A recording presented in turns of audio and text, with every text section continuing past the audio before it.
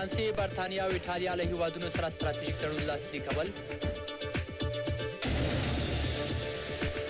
په پاکستان کې د افغان سوداګرو د ټانکرونو او نورو توکیو بندېدنه. د امریکا د ولسمشر لخوا پر ایران د نویو بندیزونو د قانون لاسلیک کېدنه. او د نړۍ په یو شمېر هیوادونو کې د 2012 کال لمانځنه. د بخښونکي او مهربان خدای په نامه ستاسې پام راوړم له افغاني څخه د افغانستان سیمې او نړۍ مهمو خبرونو ته. ویاند ایمل جواد صافی. د هیواد د بهرنیو چارو وزارت چارواکي وایي چې د 2012 میلادي کال د لومړۍ میاشتې په لړ کې به له فرانسې، ایټالیا او برطانیې سره ستراتیژیک تړون لاسلیک کړي. د دغه وزارت ویاند جانان موسازی وایي چې د دې ترڅنګ به د امریکا سره د ستراتیژیک تړون د لاسلیک کولو په موخه د رنګین داتفر سپنتا په ګډون یو شمېر لوړپوړو کورنیو او بهرنیو چارواکو ترمنځ غونډه ترسره شي. د بهرنیو چارو وزارت چارواکي وایي چې د فرانسې، ایټالیا او بریتانیا هیوادونو سره ستراتیژیک تړونونه لاسلیک کوي. د دغه وزارت د ویاند جانان موسازي په وینا د 2012 میلادي کال د جنوري په میاشت کې به ولسمشر حامد کرزي یادو هیوادونو ته سفرونه وکړي او د ایټالیا هیواد سره به ستراتیژیک تړون لاسلیک کړي. قرار است 3 سند همکاری‌های درازمدت استراتژیک بین افغانستان و کشورهای فرانسه، بریتانیا و ایتالیا در جریان ماه جاری میلادی نهایی شوند و به امضا برسند. ما امیدوار هستیم که کار باقی مانده 2 سند همکاری های درازمدت استراتژیک با کشور فرانسه و ایتالیا در چند روز و 1-2 هفته آینده نهایی شود. په داسې حال کې چې د امریکا او افغانستان ترمنځ د ستراتیژیک تړون د لاسلیک پر سر د دغو هیوادونو ترمنځ خبرې روانې دي. د بهرنیو چارو وزارت ویاند وایي چې په روانه میلادي میاشت کې به په دې اړه د دواړو هیوادونو د یو ګډ پلاوي ترمنځ په پلازمینه کابل کې یوه غونډه ترسره شي. دا مذاکرات به دلته په کابل کې د افغانستان او د امریکا د باصلاحیته هیئتونو ترمنځ ترسره کیږي. د امریکې د خوا نه د امریکا متحده ایالاتو سفیر او همداراز د دوی نظامی چارواکي، د افغانستان د ملي امنیت مشاور، د افغانستان د بهرنیو چارو سیاسي معین او همداراز یو شمېر نور افغان چارواکي چې په دې هیئت کې ګمارل شوي دي دوی به شامل وي. د بهرنیو چارو وزارت ویاند زیاتوي چې په نږدې راتلونکي کې به د افغانستان او ناټو ځواکونو د چارواکو ترمنځ یو امنیتي تړون هم لاسلیک شي چې له مخې به یې له افغانستان څخه د نړیوالو ځواکونو د وتلو وروسته له افغانستان سره خپلو مرستو ته دوام ورکړي. پاکستان د افغان سوداګرو 200 ټانکرونه په پیښور کې درولي. یادې څرګندونې د سوداګرۍ خونې مرستیال کړي او خبرداری ورکړی چې که پاکستان د دا ډول کړنو لاس وانخلي نو دوی به ورسره عکس العمل وښیي. خان جان الکوزي له دولته غوښتي څو د یادې ستونزې د حل لپاره یو پلاوی وټاکي. د سوداګرۍ خونې او صنایعو مرستیال خنجان الکوزی وایي د امریکا د فشارونو او د اکمالاتي لارو باندې وروسته د پاکستان حکومت د افغان سوداګرو سره ناوړه چلند پیل کړی. د نوموړي په وینا پاکستان په دې وروستیو کې د افغان سوداګرو 200 کانتینرونه چې خوراکي توکي پکې شامل دي په دې پلمه بند کړي چې وایي دغه مواد نړیوالو ځواکونو ته وړل کیږي. هغه خبرداری ورکوي که د پاکستان دا کار دوام ومومي نو افغان سوداګر به ورسره عکس العمل وښیي. وقتی که مناسبات همسایه‌های ما با قوت‌های ناتو خراب شود و به عوضی که بالای وا فشار بیارن بالای ما فشار بیارن متاسفانه این مسئله است. په همدې حال کې د سوداګرۍ خونې او صنایعو عامل مشر قربان حجو په هیواد کې د مالیو کمیدو غوښتنه کوي او وایي چې په هیواد کې د سوداګرۍ جواز په اسانه لاسته راوړل دا دې لامل شوی چې اداري فساد زیاد شي. مسئله در این شد که باید این موضوع از یه حالت تغییر بخوره و قانون مالیات بر عایدات ما باید تعدیل شود. امو مادهش که به ارتباط است. توافق بر این شد که باید به عوض جریمه روزانه 500 افغانی در فیروز برای شرکت هایی که تأخیر در ارائه بیلانس میکنند و غیر فعال هستند به عوض 10,000 یک جریمه ثابت در ساله از این شرکت ها گرفته شود. تر دې وړاندې د مالیې وزارت په دې اندېښنه کولې وه چې ملکي وګړي د مالیې د ورکولو کلتور نه خبر نه دي او زیاته کړې وه چې د مالیې وزارت به په روان میلادي کال کې مالیه 2 میلیارده افغانیو ته پورته کړي. 2012 میلادي کال به په افغانستان کې د بهرنیو ځواکونو لپاره له ترهګریزو بریدونو ډک کال وي. یا د څرګندونې د ناټو ویان جاکابسن کړي او زیاته کړې ده چې د 10 کلونو په تېرېدو سره په دغه هیواد کې 2011 کال بهرنیو ځواکونو ته یو خونړی کال و. جاکابسن وایي چې په 2011 کال کې له 560 سرتیرو زیات وژل شوي دي. د هلمند والي ګلاب منګل وایي چې ګاونډیان هڅه کوي څو په دغه ولایت کې سوله او ثبات لږ وخت سره مخ کړي. په همدې حال کې د دغه ولایت اوسیدونکي بیا له دولت څخه د سرحدونو د خوندي کولو او د امنیتي ځواکونو په وسلو سمبالولو غوښتنه کوي. دا په داسې حال کې ده چې تېره ورځ د دغه ولایت په 3 ولسوالیو کې افغان ځواکونو ته امنیتي مسؤلیتونه وسپارل شول او وسلوالو طالبانو غوښتل څو له کابل څخه تللی پلاوی تر بمي برید لاندې راولي، خو د امنیتي ځواکونو لخوا یې موخې ته له رسېدو مخکې چاودیدونکي توکي د چاودیدونکو توکو ټک موټر شنډ شو. که څه هم دا لومړی ځل نه ده چې په هلمند کې چارواکي د ګاونډي هیوادونو څخه په خپله خاوره کې د هر ډول لاسوهنو خبرې کوي، خو یو ځل بیا هلمند والي په هلمند کې ګاونډي دښمنان هڅه کوي چې د دوی د انتقال پروسه له خنډونو سره مخ کړي. والي که څه هم د چا نوم یاد نه کړ، خو ویل چې دوی به د هر ډول هغه کسانو مخه نیسي کوم چې په دې ولایت کې په تخریبي اعمالو لاس پورې کوي. د هیواد د پول نه د باندې د هیواد دښمنانو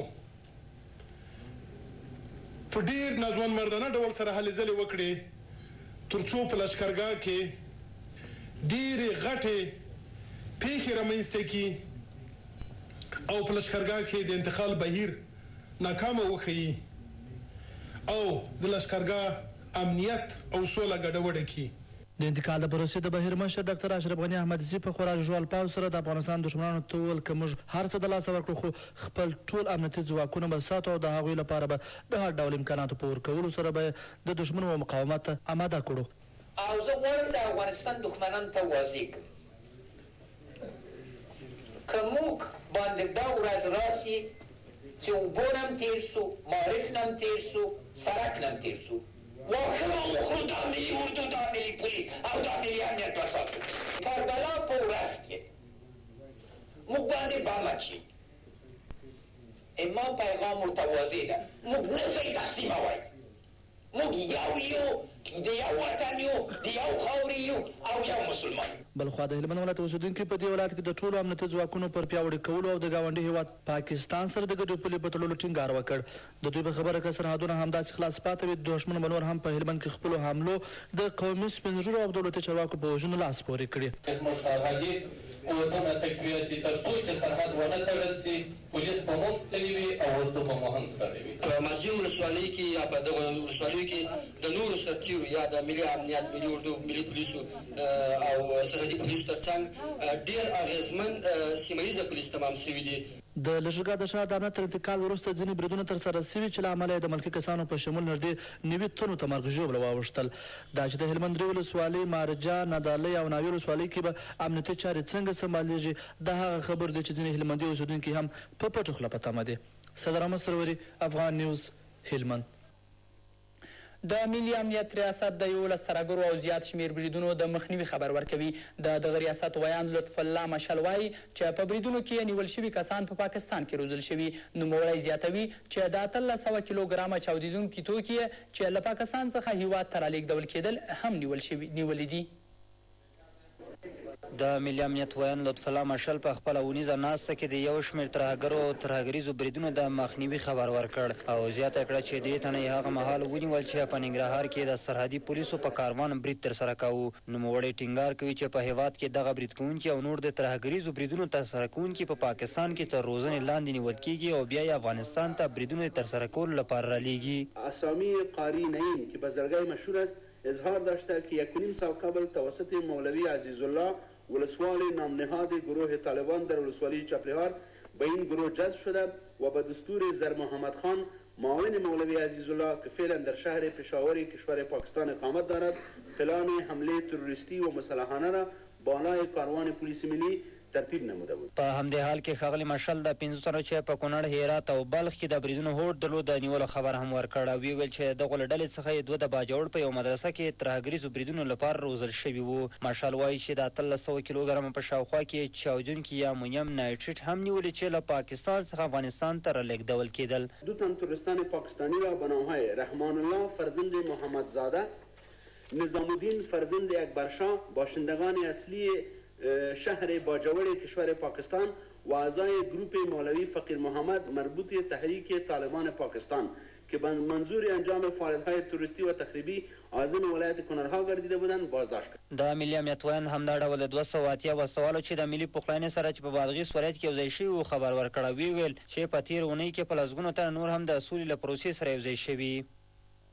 افغان حکومت د په بغلان ولایت کې له 15 کلنې واده شوي میرمن سره د تاوتریخوالي عاملین د قانون منګولو ته وسپاري. یا د څرګندونې د ښځو چارو وزارت چارواکو کړي او زیاته کړې ده چې د بغلان امنیتي او عدلي چارواکي په دې اړه له بې پروایۍ څخه کار اخلي. د ښځو چارو سرپرسته وزیره وایي چې په دې اړه یادو ادارو کوم مثبت ګام نه دی پورته کړی او دا قضیه به دوی وڅېړي. دغه 15 کلنه میرمن چې 11 کلن سړي ته په نکاح شوې وه او د هغه د میړه د کورنۍ لخوا د نامشروع غوښتنو نه په انکار سره په وحشیانه توګه وهل او ډبول شوې وه او 13 ورځې روغتیایي وضعیت هم د اندېښنې وړ ښودل شوی و. په همدې حال کې د ښځو چارو وزارت سرپرست حسن بنو ازنپر وایي چې د دې پیښې عاملین د ترسره وروسته د قانون منګولو ته وسپارل شي. عاملین قضایی ها را که به دست میآید اونمو وقتی که امو جنایتکار دستگیر میشه و به جزای اعمالش میرسه یک تکان است. یک تکان است. کسای دیگه که دست به این کار میزنن یا در ذهنشان چنین گپی میگرده حتما دست از این کار برمیدارن. د ښځو چارو وزارت سرپرست حسن بنو ازنپر د یاد میرمنې د قضیې په تور اړونده ادارې په بې پروایۍ تورنوي. ښاغلي ازنپر زیاتوي په وار وار سره مو اړونده ادارو ته دا ډول قضیې وړاندې کړي دي خو وروسته له څو میاشتو د قضیې له څېړنو پرته له منځه تللي دي. برای دستگیری عاملین از ما به تمام ارگان‌های اطلاع دادیم و اعضای بعضی از ارگان‌های ما اینجا حتما تشریف دارن. عضو وزارت محترم داخله سارا نولی حتما تشریف دارن. از اینا هم همین خواهش خواهد کردم که عاملین قضیه باید دستگیر شود. د ښځو چارو وزارت کارکوونکو په وینا افغان حکومت په تیرو څو کلونو کې د ښځو د تاوتریخوالي په اړه مثبت ګام نه دی پورته کړی چې وروسته له دې د ښځو چارو وزارت په خپله په دې اړه اقدام ترسره کوي.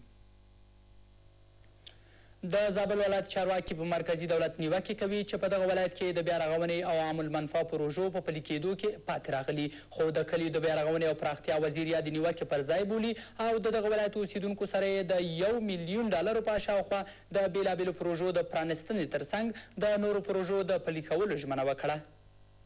د زابل ولایت چارواکو په مرکزي دولت او په تیره بیا د کلیو پراختیا پر وزارت نیوکه وکړه چې دغه ولایت ته پاملرنه نه ده کړې او په ډېره کمه کچه پکې د بیا رغونې او پرمختیایي کارونه ترسره شوي دي.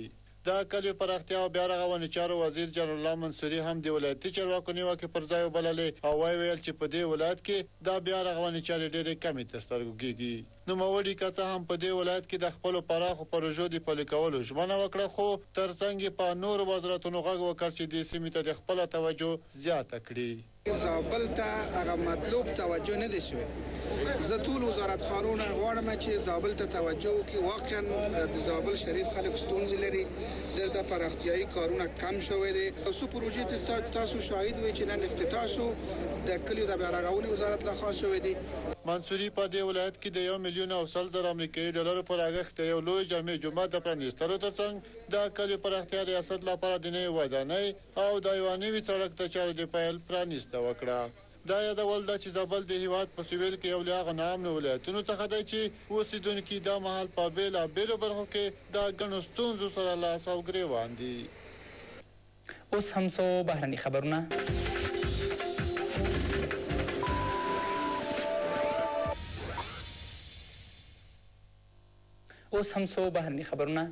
د امریکا ولسمشر باراک اوباما د ایران په مرکزي بانک د نویو بندیزونو قانون تصویب کړ. دا قانون چې په اصل کې د امریکا د دفاعي بودیجې قانون دی د ایران د مرکزي بانک سره د بهرنیو شرکتونو اړیکې پکې منع شوي دي. د یو بل خبر له مخې ایران په لویدیځو الوتکو هم خپل نفت بند کړي دي. د امریکا ولسمشر باراک اوباما د دې هیواد د نوي دفاعي بودیجې قانون تصویب کړ چې په یاد قانون کې د ایران مرکزی بانک سره د بهرنیو شرکتونو اړیکې د امریکا د مالی نظام له لوري منع شوې او د دې هیواد د نفتو عاید یې هم یوه موخه ده. په حقیقت کې دغه قانون له ټولو برخو سره موافق نه یم. زه د لایحه د ترهګرو د نیولو محاکمې په حق لاسلیک کوم. تر دې وړاندې سپینې ماڼۍ د ایران د مرکزي بانک د بندولو په اړه د کانګرس استازو ته په خبرو کې اندېښنه ښودلې وه، خو د کانګرس استازي په دې اړه د چمتووالي په هڅه کې شول څو د سپینې ماڼۍ اندېښنې کمې کړي. د امریکا دفاعي بودیجه چې د $620 په پانګونه د 2011 میلادي کال د ډسمبر په نیمایي کې د دې هېواد د پارلمان او ملي شورا لخوا تصویب شوه. د پاکستان سره د پوځي مرستو ځنډېدل هم پکې شامل دي. له بل لورې د لوفت هانزا په نوم آلماني هوایي شرکت ویلي چې د دې شرکت الوتکې به د 2012 میلادي کال د اپریل د 14 نیټې وروسته له تهران څخه نفت ترلاسه نه کړي. د رویټرز خبري اژانس وایي چې د ایران د ولسمشر دویم مرستیال محمد رضا رحیمي ویلي چې په اروپایي هیوادونو کې د ایران په الوتکو د نفتو د بندیز په ترڅ کې به ایران هم په لویدیځو الوتکو نفت بند کړي. خو ښاغلي رحیمي نه دي ویلي چې په دغه بندیز کې به د کومو هوایي شرکتونو الوتکې شاملې وي. 2011 میلادي کال پای ته ورسید. دغه کال له سیاسي، اقتصادي او طبي پیښو نه ډک کال و. د نړۍ د عربي هیوادونو د وګړو پاڅون، د اسامه بن لادن او معمر قذافي وژل کېدنه، د امریکا او اروپا مالي بحران، د سونامي د خونړیو سیلابونو په ترڅ کې د وګړو وژنه په یو شمېر نورې پیښې دا په ډاګه کوي چې راتلونکی 2012 میلادي کال به د نړۍ لپاره یو انقلابي کال وي. د 2012 میلادي کال د پیل په ویال د نړۍ په 5 لویو وچو کې وګړو د خپلو دودونو پر بنسټ د خوښۍ مراسم ترسره کړل او هیله یې وښوده چې نوی 2012 میلادي کال له خوښیو او بریاو ډک کال وي. د نورو هیوادونو ترڅنګ د استرالیا پلازمینې سدني ښار کې تر ټولو زیات خلک راټول شوي وو او د 15 دقیقو لپاره یې د اور لوبې ترسره کړې. خو په نوي زیلاند کې د باران ورښت دغه جشن لږ څه ټکنی کړ. همداراز د ملګرو ملتونو د سازمان سرمنشي بان کی مون هیله وښوده چې په منځنۍ اسیا او شمالي افریقا کې چې د 2011 کال کې عربي پاڅونونه پیل شوي وه دا به له نوي 2012 کال څخه د ډیموکراسۍ په لور روان شي.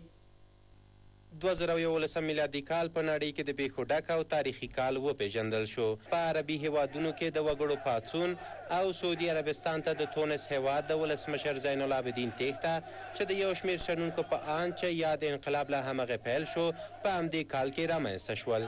په مصر کې د یو 50 کلن سړي سوځولو په هکله د دې هیواد د خلکو په لاریونونو لاس پورې کړ چې په پایله کې د دې هیواد ولسمشر حسن مبارک له قدرته وغورځېد. همداراز په همدې کال کې د سویل سودان خلک وتوانېدل چې د شمال سودان څخه مثبتې رایې ترلاسه کړي او سویل سودان یې په رسمي توګه وپېژانده. له دې سره سم په جاپان کې د یوې زلزلې له امله 4 میلیونه کسانو ژوند له ګواښ سره مخ شو. دغه زلزله چې 8.9 درجې تخمین شوې وه د دې هیواد اټومي او اقتصادي مرکزونو ته هم لویه ضربه رسولې. د جاپانیانو په وینا په اټومي مرکزونو کې به د زلزلې د چاودنو نښې نښانې تر 40 کلونو پورې پاتې شي.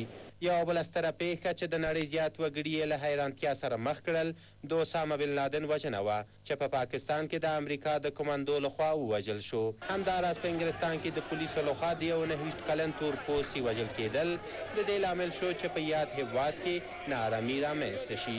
په انګلستان کې لاریون کوونکو په لومړیو ورځو کې تر هر څه وړاندې د دغه ځوان د وژل کېدو په اړه د څېړنو غوښتنه وکړه خو د پولیسو بې پروایي د یاد هېواد په نورو ښارونو کې هم ناارامي رامنځته کړه. په همدې کال کې د لومړي ځل لپاره د اسرائیلو او فلسطینیانو ترمنځ د زندانیانو بدلونونه رامنځته شو.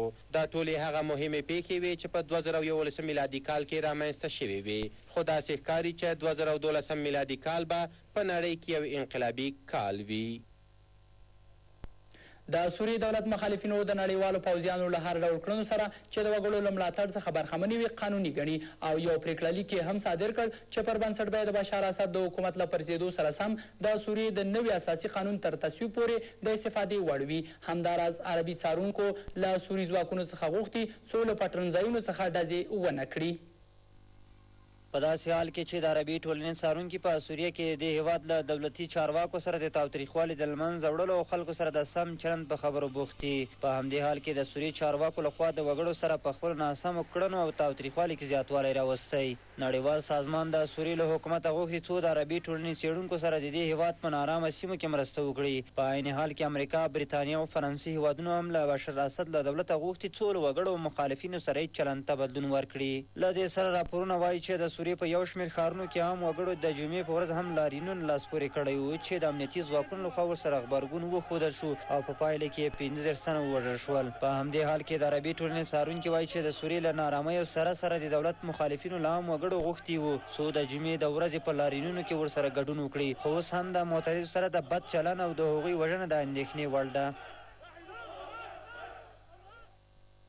دا تر دې مهاله خبرونه د ملتیا مو مننه کوم.